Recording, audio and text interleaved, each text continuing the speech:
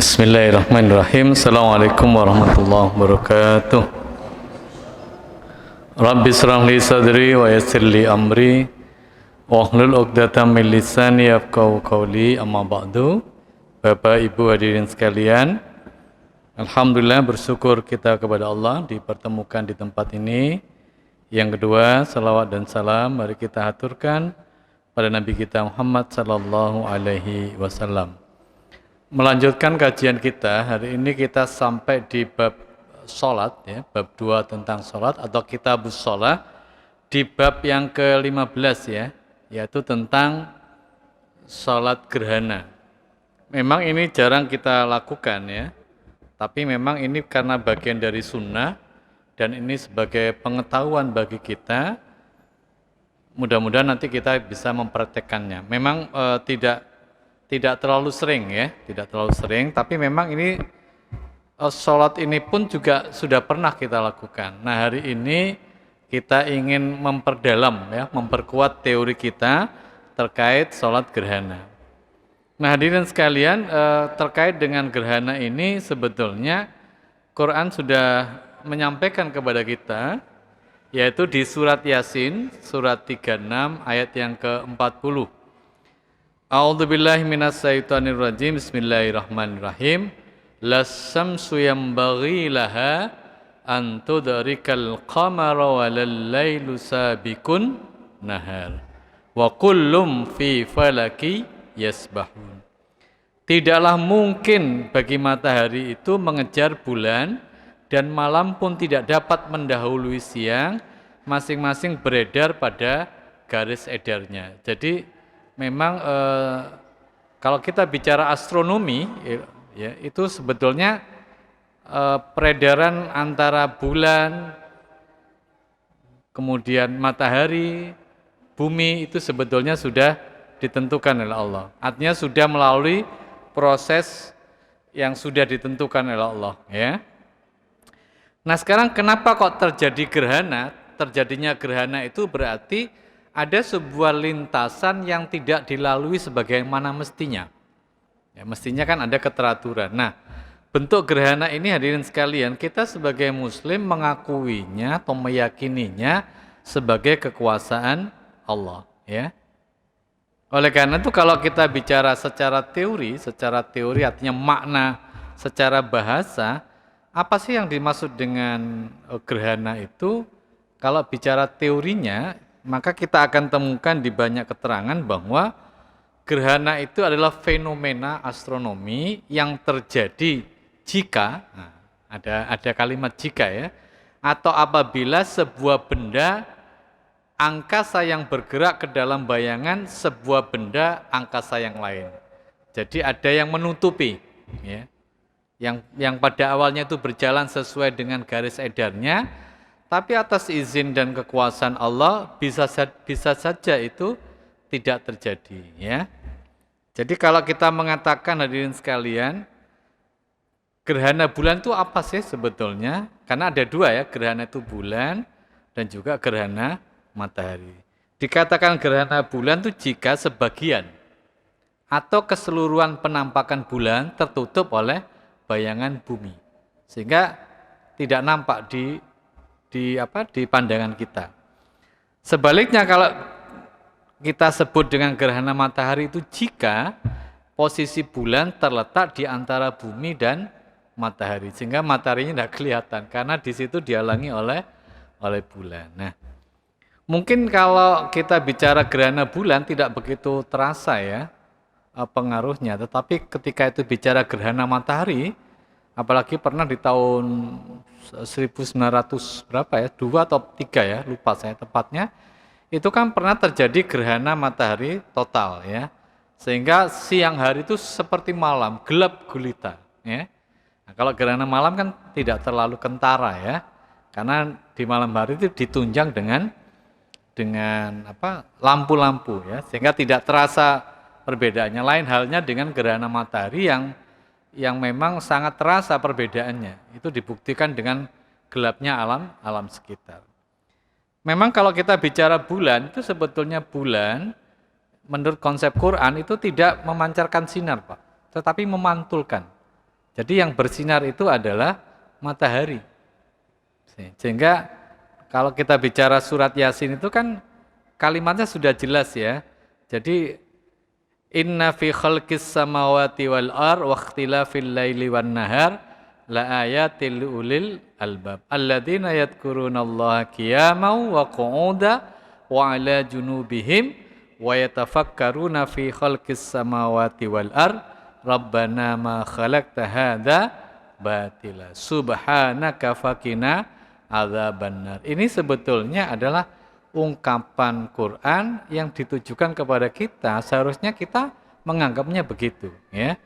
Bahwa sebetulnya gerhana itu kalau tadi dikatakan fenomena alam ya, sebetulnya bagi kita tidak sekedar fenomena alam, mestinya ada lebih dari itu. Nah, hadirin sekalian, secara teori memang kalau terjadi gerhana baik bulan maupun matahari itu memang ada potensi terjadinya aktivitas lain ya yang mengiringi dari gerhana bulan atau matahari itu. Di antaranya memang terjadi peluang terjadinya gempa bumi. Itu memang ada ya, walaupun tidak mesti tapi ada ya. Termasuk meletusnya Gunung Merapi atau gunung berapi itu juga karena efek dari gerhana. Para ilmuwan menyampaikan seperti itu ya. Kenapa? Karena ada tarik-menarik ya, gaya gravitasi yang tidak biasanya antara bumi, bulan dan matahari. Nah, hadirin sekalian, kalau kita bicara tentang sikap manusia ya, ini secara umum ya, secara umum. Tidak tahu nanti kita masuk di nomor berapa, tapi mestinya kita sebagai muslim harusnya punya keyakinan yang sama. Tapi saya katakan bahwa secara umum ketika manusia menghadapi gerhana itu kan modelnya macam-macam. Yang pertama ada orang yang cuek, ya, tidak peduli. Ada gerhana, tidak ada gerhana, ya sudah tetap biasa saja. Ya beraktivitas seperti biasa, seolah-olah tidak ada peristiwa yang mengagumkan kan gitu. Biasa saja, cuek ya. Jadi mereka tetap beraktivitas seperti biasanya. Tidak terpengaruh ya dengan adanya informasi bahwa hari ini kemudian jam ini mulai jam sekian sampai sekian terjadi gerhana. Bagi orang yang model pertama ya cuek saja. Enggak ada pengaruhnya begitu ya. Sebagaimana dikatakan oleh Quran di surat Yusuf itu, surat 12 ya. A'udzubillahi minasyaitonirrajim. Bismillahirrahmanirrahim. Wa ka'ayyim min ayatin fis samawati wal ar yamurruna 'alaiha wa hum anha mu'ridun.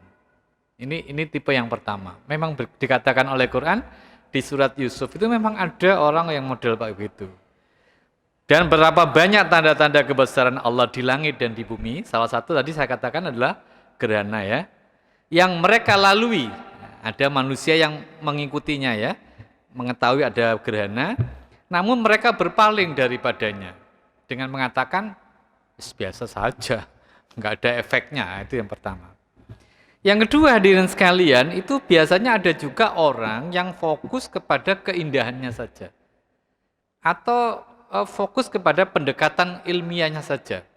Begitu ada gerhana, kadang-kadang mereka datang Pak, jauh-jauh ada yang datang dari luar negeri, datang ke Indonesia hanya ingin melihat lebih dekat tentang gerhana. Apa yang mereka fokuskan hanya melihat keindahannya saja. Hanya melihat dari sisi pendekatan ilmiahnya saja. Ya, biasanya mereka sempatkan berfoto, itu saja, tidak lebih dari itu. Karena memang fokusnya pada keindahan dan fokus pada pendekatan ilmiah. Ya. Dan tidak ada efek keyakinan apapun sama sekali, tidak ada. Itu yang kedua.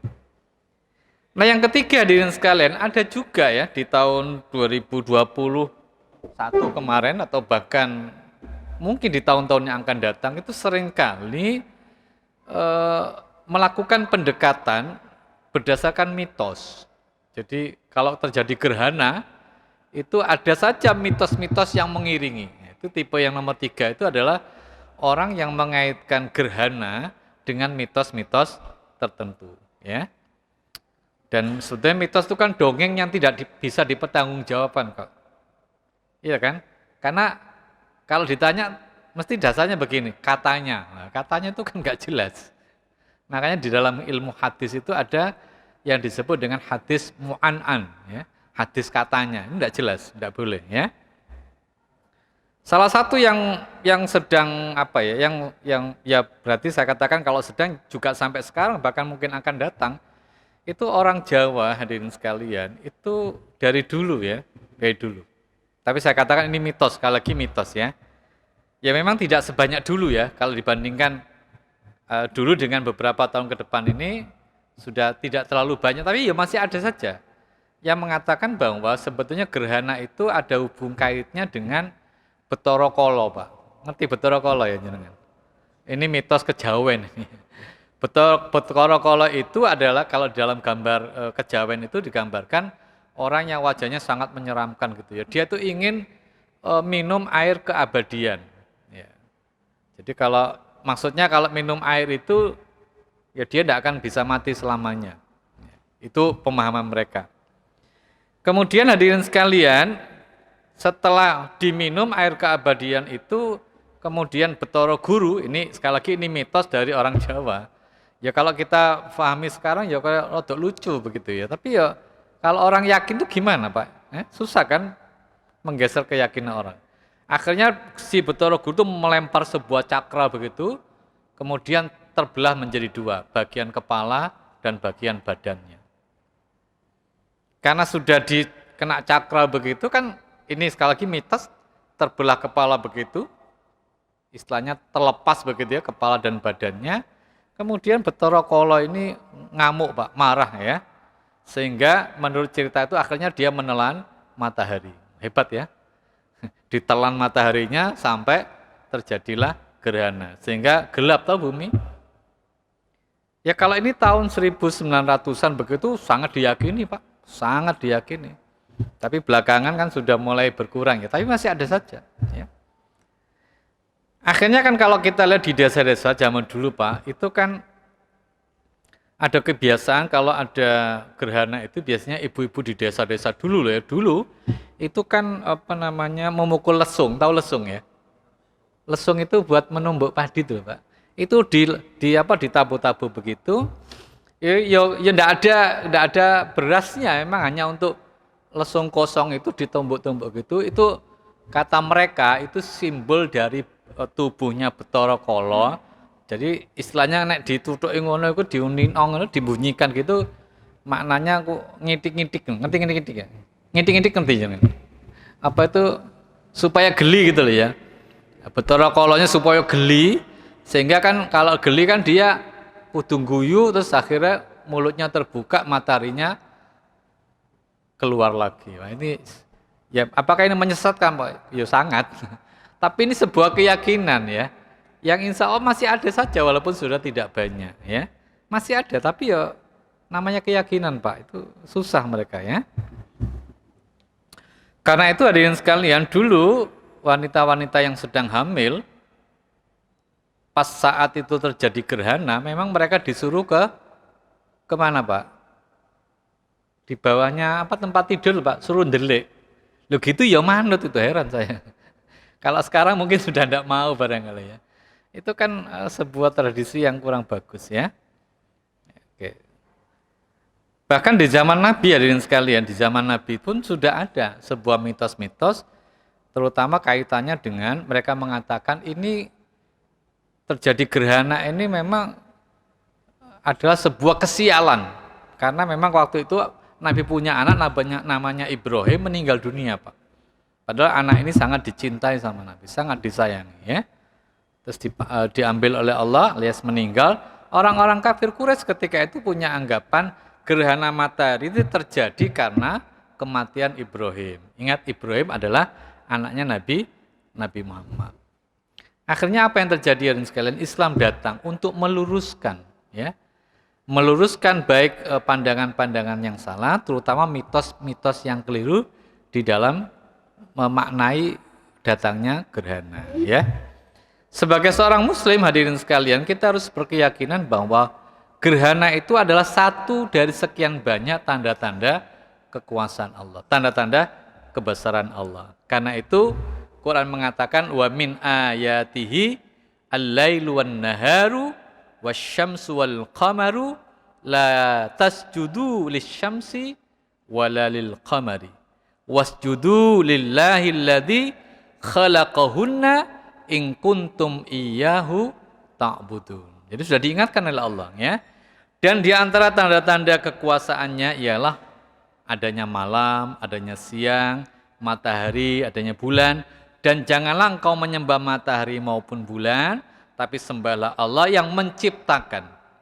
Jika kamu termasuk orang-orang yang hendak menyembahnya, maka sembahlah Allah, bukan ciptaannya.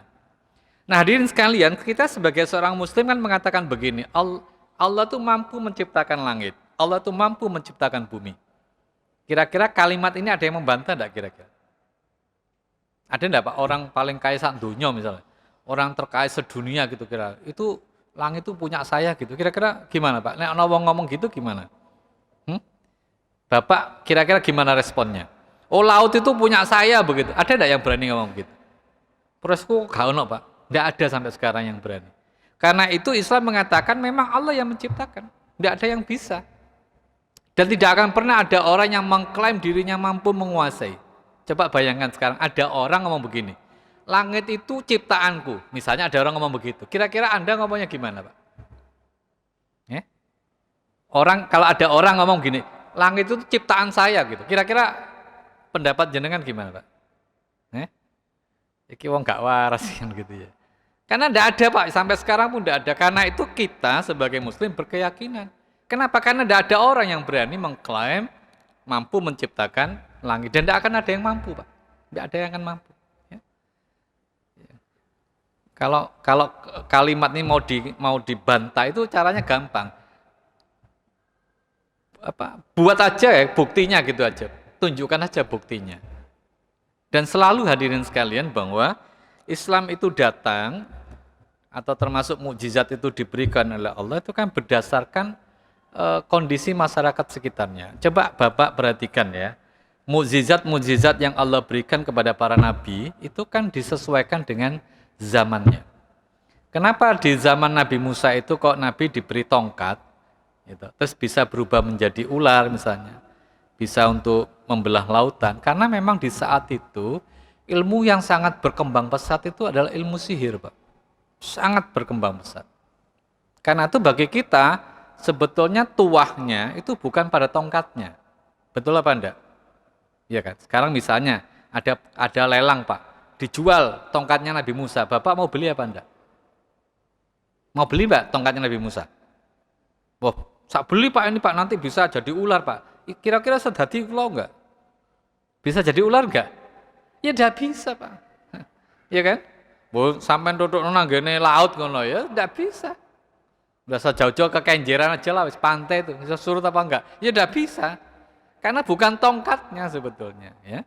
Coba Nabi Isa itu diberi mukjizat oleh Allah yang berkaitan dengan ilmu kedokteran. Karena saat itu hadirin sekalian, ilmu kedokteran sedang berkembang dengan pesat di zaman itu loh ya. Sehingga ketika ilmu kedokteran tidak bisa menjawab, datang mukjizat yang bisa memberikan jawaban, itu maknanya adalah sesuatu yang luar biasa. Memang mukjizat itu adalah sesuatu yang tidak biasa. Termasuk Nabi kita hadirin sekalian, itu kenapa diberi mukjizat Al-Quran? Karena di saat itu ya, masyarakat sekitarnya itu sangat berbangga-bangga atau sangat membanggakan tentang sastra Pak. Jadi mereka itu kalimatnya sangat indah-indah, dan kalau yang menang yang dianggap bagus itu biasanya ditempel di dinding-dinding Ka'bah. Ketika Quran datang, gitu, mereka kaget Pak itu. Kok bisa Nabi itu mengeluarkan kata-kata seperti itu? Ini mesti bukan dari Nabi ini. Ya memang, karena ini kan bagian dari mukjizat tadi sekalian, ya kan?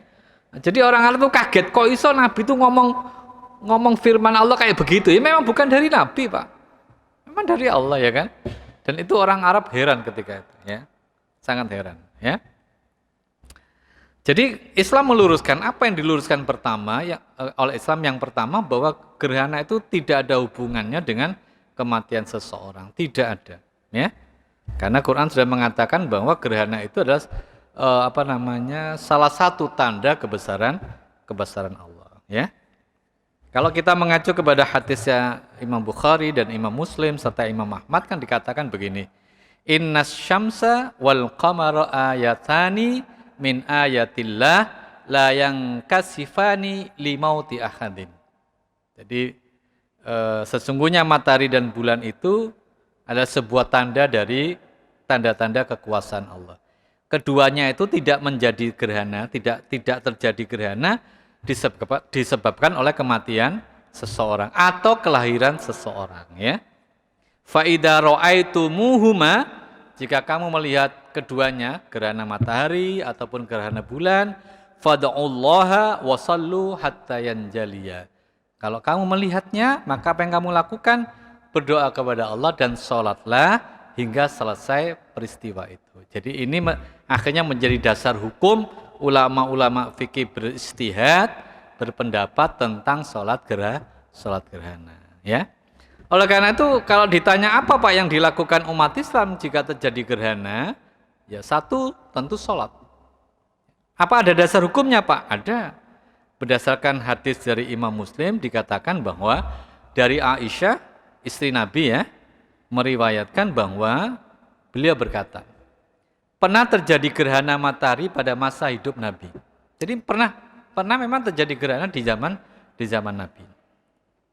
Lalu beliau keluar ke masjid, kemudian berdiri dan bertakbir, dan orang-orang banyak berdiri, bersaf-saf di belakang beliau. Rasul bersabda, sesungguhnya matahari dan bulan adalah dua dari tanda-tanda kebesaran Allah, dan tidak mengalami gerhana karena mati atau hidupnya seseorang. Apabila kamu melihatnya, maka segeralah sholat. Sebagaimana hadis yang saya sampaikan di awal tadi. Nah, sekarang pertanyaannya, terkait dengan sholat gerhana. Memang nanti ini masih pengantar ya, nanti kita masuk ke kitab Subulus Salam atau Bulughul Maram itu. Banyak sekali versi hadirin sekalian terkait sholat gerhana. Tetapi ulama beristihad, ya, sepakat mengatakan bahwa sholat gerhana itu 2 rakaat, 4 ruku, 4 sujud. Itu kesepakatan ulama. Kenapa saya katakan begitu? Karena di tempat lain nanti mungkin ada, tapi Indonesia insya Allah mengacu kepada kesepakatan ulama, ya nanti ada dasar hukumnya, iya ada. Itu yang 2 rakaat, 4 kali ruku dan 4 kali sujud, ya. Jadi waktunya kapan? Saat terjadi gerhana sampai selesainya. Ya.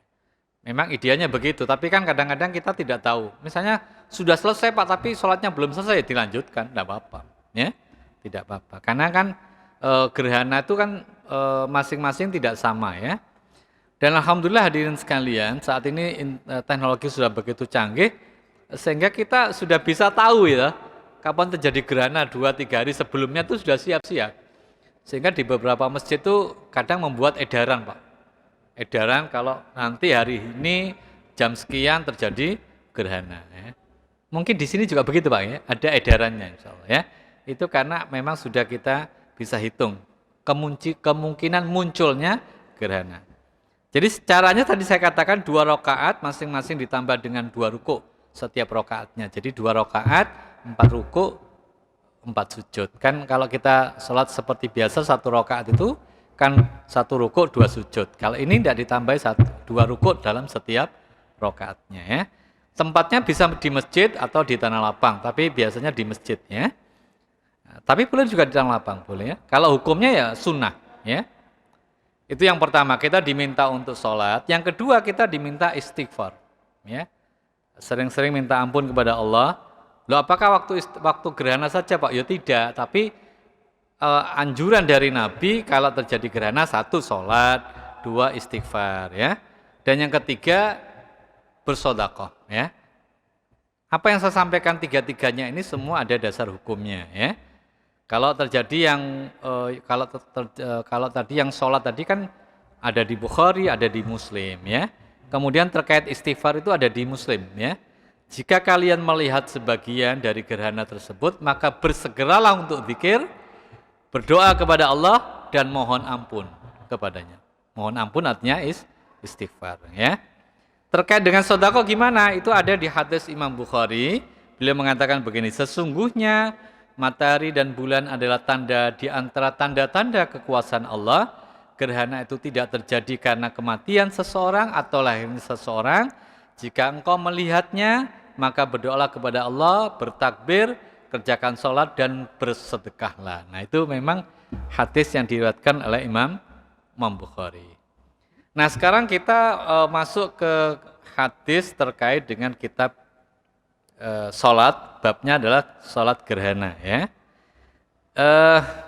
Ibnu Hajar al-Asqalani dalam kitab Bulughul Maram ini itu menyampaikan ada 5 hadis. Jadi hadisnya tidak banyak karena memang tidak banyak orang berselisih terkait dengan sholat gerhana. Hadis yang pertama hadirin sekalian, Anil Mughirah bin Su'bah qala, Al-Mughirah ibnu Su'bah radhiyallahu anhu berkata, In kasafatis syamsu ala ahdi Rasulillahi yauma mata Ibrahim. Pada zaman Nabi, ya, pernah terjadi gerhana matahari, yaitu pada hari wafatnya Ibrahim. Ibrahim itu anaknya, ya. Faqala nas, kemudian orang-orang kafir Quraisy di sekitarnya mengatakan begini, In kasafatis syamsu limauti Ibrahim. Orang-orang berseru mengatakan begini, terjadi gerhana karena sebab kematian Ibrahim.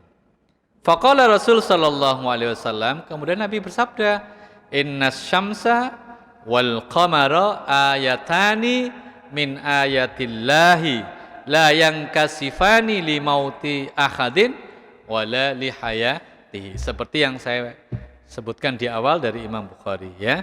Fa idza ra'aitumuhuma, kalau kamu melihat keduanya, gerhana matahari atau gerhana bulan, fad'ullaha, berdoalah kepada Allah, wasallu, salatlah hatta tankasifa, sampai kembali seperti semula, ya. Muttafaqun alaih. Wa fi riwayatin Bukhari, kalau dia dalam hadisnya Bukhari, fasallu wada'u hatta yuksafa ma bikum. Sama saja, ya. Maknanya sama saja. Ini hadis yang ditulis oleh Ibnu Hajar dalam kitab Bulughul Maram di hadis yang pertama. Kemudian yang kedua, hadirin sekalian, wa an Aisyah radhiyallahu anha, dari Aisyah radhiyallahu anna nabiyya jahara fi salatil kusufi bi qiraati. Nabi itu kalau salat gerhana itu menjaharkan, mengeraskan bacaan salatnya, ya. Fasalla arba'a raka'atin fi raka'atain wa arba'a sajadatin. Beliau salat 4 kali ruku dalam 2 rakaat dan 4 kali sujud. Inilah hadis yang dipakai dari Aisyah, inilah hadirin sekalian yang dipakai oleh ulama-ulama terkait dengan salat gerhana. Jadi beliau salat 2 rakaat, 4 ruku dan 4 sujud. Ini berdasarkan hadis dari Aisyah, ya. Dari Aisyah, dan ini menjadi kesepakatan ulama, ya. Dan banyak kita lakukan di Indonesia ini, ya. Wa fi riwayatin lahu fa ba'atsa munadiyan yunadi as-salatul jami'ah. Kemudian Nabi ketika memimpin salat itu komandonya dengan kata-kata as-salatul jami'ah. Nah, begitu, ya. Jadi salat gerhana itu tidak dimulai dengan iqamah, tidak dimulai dengan adzan, tapi dengan kata-kata as-salatul jami'ah, ya. Ada pertanyaan para hadirin? Kalau tidak ada, selanjutkan. Oh, Bapak bertanya. Mas. Ya. Nah, memang kalau itu kan sebetulnya sunnahnya saja.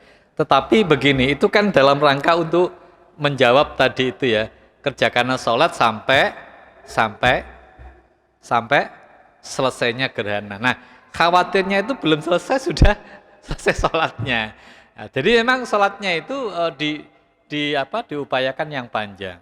Nah, Boleh enggak pertanyaan, boleh enggak Pak kita sholat sambil bawa HP gini, membaca kan ada yang bawa, ada yang download Quran ya di HP, boleh enggak sholat sambil pegang HP gini, boleh enggak? Boleh enggak? Kan dowo tadi kan panjang, kan ada imam yang enggak hafal toh, khawatirnya enggak hafal, akhirnya dia baca di HP, itu boleh saja, tidak apa-apa. Jelas ya? Atau biasanya ada yang punya Quran gede gitu kan, nah itu ya bagus juga, sehingga khawatir ada yang tidak hafid ya, bukan hafid, tidak penghafal Quran, padahal kan sunnahnya itu suratnya panjang-panjang. Nah, itu kalau tidak khawatir nanti mengganggu konsentrasi jamaah. Ya, syukur kalau bisa dipilihkan imam yang hafid ya. Kalau hafid kan kita jadi ikut tenang gitu ya. Tidak ikut mikirin nanti kalau imam terbata-bata di tengah terus kebetulan kita juga tidak hafal ayatnya, tidak bisa nyambung ya kan. Akhirnya bingung imamnya bulat-bulat begitu, akhirnya sholatnya jadi tidak konsentrasi. Karena saya setuju sekali kalau di beberapa masjid itu memang ada imam khusus ya. Seperti tempat kita tuh sangat setuju saya ya. Jadi imam yang hafid sehingga kita yang jadi makmum itu jadi enak ya. Boleh saja boleh, tapi memang sunnahnya itu panjang, boleh-boleh aja. Sekarang saya begini ya, termasuk kalau sholat ya, kalau sholat apa namanya sholat yang wajib ya. Itu kan kaidah baca ayatnya kan begini. Faqra'u ma tayassara minal Qur'an. Kan begitu kan? Salat yang fardu loh, salat fardu. Jadi kalau misalnya suatu ketika ada imam begini ya, takbir Allahu Akbar waladhdallin, Anda ngomong amin terus imamnya begini, Yasin. Terus Allahu Akbar, boleh apa enggak? Boleh apa enggak? Boleh. Enggak apa-apa. Jika suatu ketika mau coba begitu, maknanya boleh. Kalau saya bilang boleh itu bukan harus loh ya. Ini pilihan. Nah, di sini kan tidak dibaca terus yang lain. Termasuk kalau misalnya panjenengan baca satu ayat, satu surat, misalnya surat Al-Infitor gitu ya. Al-Infitor itu kan kalau dimulai dari ayat pertama kan idas sama unfatorat kan gitu ya. Wa idal kawakibun tasarat. Itu kan panjang. Itu kan tidak harus dituntaskan satu surat. Boleh diambil sebagiannya, boleh 5 ayat kan tidak apa-apa. Lupa kalau satu tidak boleh Pak, harus penuh, tidak ada dalilnya. Sama dengan Al-Baqarah, coba kalau Anda baca Al-Baqarah, kan 286 itu ayatnya. Mulai gak mari-mari sholatnya. Kan boleh tuh Anda membaca Al-Baqarah 5 ayat, 3 ayat, yang penting jangan diputus di tengah ayat ya, harus dituntaskan di satu ayat itu. Jadi tidak apa-apa. Anda mulai dari Quran misalnya surah Al-Infitor ya, misalnya Innal abrara lafi na'im wa innal fujjara lafi jahim. Allahu Akbar, boleh. Kan begitu, boleh. Innal abrara, orang yang taat dan patuh di tempatnya di mana? Di naim ya, di surga naim. Tapi kalau orang yang apa tuh yang berbuat dosa, wa innal fujjara lafi sijjin. Nah, 2 ayat saja boleh. Nah, ya. Kalau bilang boleh apa tidak, jawabannya boleh. Nah, jadi itu ya. Oh ya, ini kan mendekati Ramadan, karena insya Allah ini kan terakhir saya di bulan ini ya, karena setelah itu Ramadan kita istirahat dulu. Nanti kalau Anda ada terkait dengan puasa boleh ditanyakan. Tadi ini kan topiknya tentang gerhana, tapi andaikan para bapak masih ada yang perlu disiapkan atau pertanyaan-pertanyaan terkait Ramadan ya mari kita diskusikan ya. Oke, terkait Ramadan begini ya, saya mumpung masih ingat. Saya pernah ditanya oleh jamaah begini, Pak, kalau saya tidak sahur, apakah saya harus puasa? Gimana jawabnya? Kalau saya tidak sahur, apa saya wajib puasa? Jawabnya, tetap harus puasa. Sampai batas mana tidak kuatnya. Jelas ya? Jadi lupa tidak sahur tetap puasa. Karena dia tidak sahur kan mungkin ada tiap orang punya kemampuan yang tidak sama. Syukur alhamdulillah kalau kita bisa menjaganya sampai di ujung waktu ya. Tapi jika misalnya jam 2 siang Anda sudah tidak kuat sama sekali sampai mau semaput begitu ya, maka boleh dibatalkan. Dengan catatan Anda nanti qadha di bulan berikutnya. Kalau sudah betul-betul tidak kuat, apalagi sampai Anda muntah-muntah begitu ya, mungkin sakit lambungnya apa karena nggak terisi di waktu sahur. Tapi ulama sebagian mengatakan dipaksakan untuk puasa sampai batas mana kita tidak kuatnya. Karena kan kekuatan kita kan tidak sama masing-masing ya. Masing-masing tidak sama. Termasuk ada pertanyaan begini, Pak, apa hukumnya orang pekerja keras terkait dengan puasa? Tetap dia makan sahur, tetap dia niati puasa.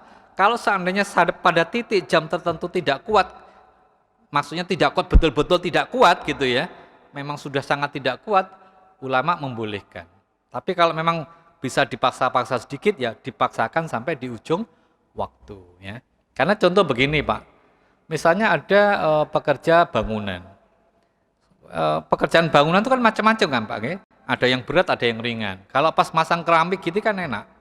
Masang keramik ini kan pas di dalam interior kan, nih keramik pas dingin dan sebagainya. Tapi pas waktu itu ngecor misalnya, ya, jam 12 siang ngecor gitu ya.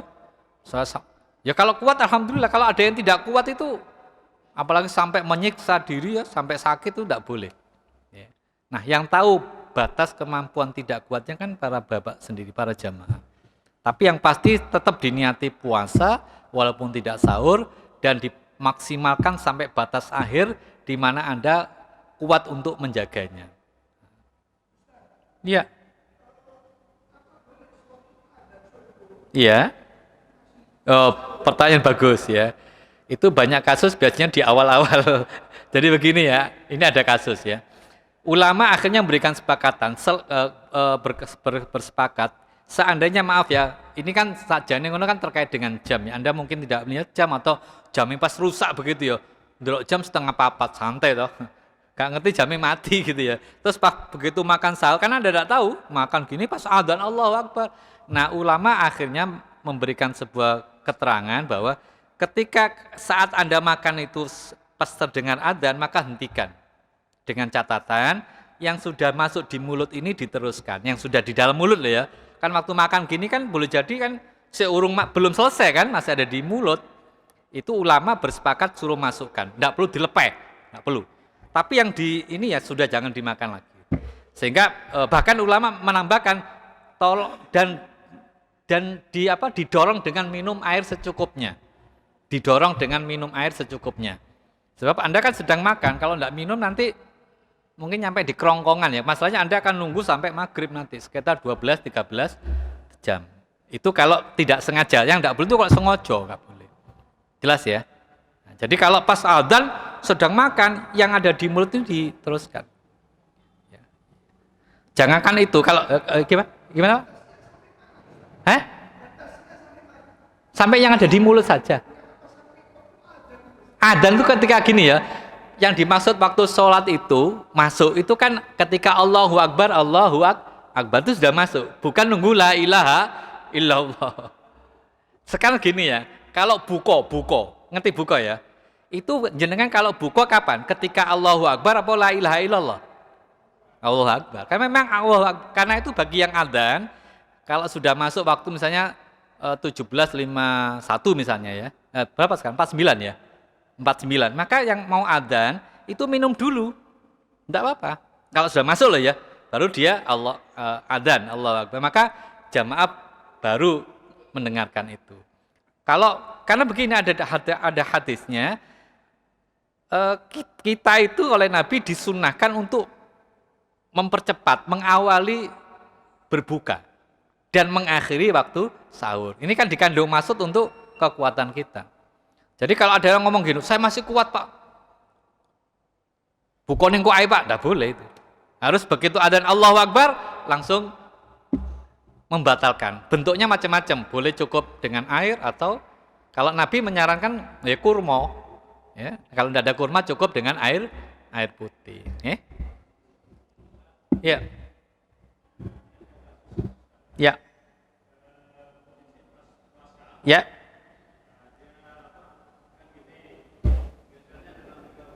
Ya.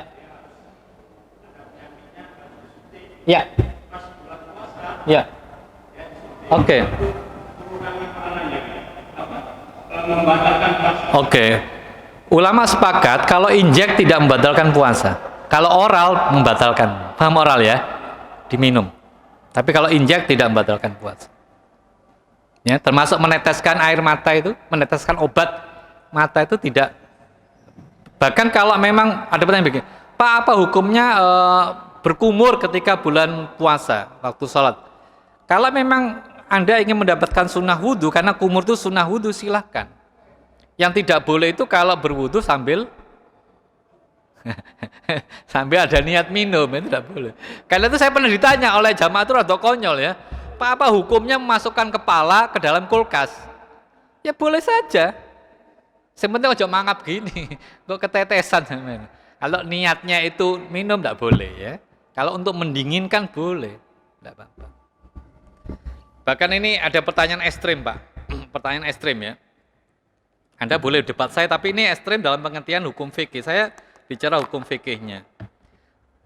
Apa hukumnya di siang hari lah ya, kumpul sama istri? Boleh apa enggak? Oh, enggak boleh, Pak. Oh ya. Kalau itu terjadi apa yang kita lakukan? Oh, ada kafarotnya, Pak. Betul ya? Masih tahu, masih ingat kafarotnya? Apa? Ya? Satu, memerdekakan budak. Wis gak ono saiki. Nomor loro, puasa 2 bulan berturut-turut. Wong sedino gak kuat kok 2 bulan berturut-turut.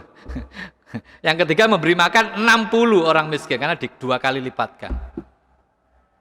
Bagaimana Pak cara? Ada nggak Pak cara kita ingin terutama manten anyar. Kalau manten kawak kan jarang-jarang, Pak. Manten anyar terus pas waktu itu bulan Ramadan. Bisa bagaimana Pak saya tidak kena kafarat? Caranya gimana? Nah, kok pintar sama. Jadi kan orang musafir itu kan ada 2 pilihannya, boleh puasa, boleh tidak. Berarti kalau musafir boleh puasa, boleh tidak. Kalau dia ikut yang pertama tidak puasa kan berarti boleh makan, boleh minum. Ya, kalau boleh makan, boleh minum ya boleh kumpul sama istri. Nah, cuma kan dia berarti kan saat itu dia batal kan, sehingga dia wajib qada di bulan berikutnya. Dan itu tidak ada kafaratnya. Dan saya ingin katakan para bapak hadirin sekalian, yang dimaksud dengan jima dalam kaidah fikih ya, yang dimaksud kumpul sama suami atau istri dalam ilmu fikih itu adalah jika sendok sudah masuk ke dalam gelas. Paham ya? Jika sendoknya sudah masuk ke dalam gelas, itu yang dimaksud jima dalam bahasa fikih. Tapi nek sendoknya muter-muter ngene, itu tidak termasuk jima. Karena ada hadis Nabi ketika Ramadan itu Nabi mencium istrinya. Bahkan di situ dikatakan Nabi mencumbui istrinya dan tidak membatalkan puasa memang. Ya, karena jima dalam pengertian fikih itu kalau sendok sudah masuk ke dalam gelas. Paham ya? Nah, itu dimaksud jima. Kalau jima, kalau sudah sendok masuk ke dalam gelas, apapun yang terjadi maka dia batal. Keluar apapun tidak keluar, batal. Jelas ya? Maksudnya kalau seandainya dia itu melakukannya di luar bulan Ramadan, maksudnya batal tuh kalau dia berwudu, kalau dia masih dalam keadaan suci, ketika dia kumpul sama istrinya itu keluar atau tidak keluar, kalau sendok sudah masuk ke dalam gelas maka sudah wajib junub gitu. Tapi kalaupun sendok ini tidak keluar, tidak masuk ke dalam gelas, terus salah satu yang keluar, maka yang wajib mandi junub yang keluar, yang tidak keluar tidak. Itu dalam kaidah fikih. Bisa dipahami ya? Itu. Oke, ada lagi? Cukup ya. Terima kasih. Assalamualaikum warahmatullahi wabarakatuh.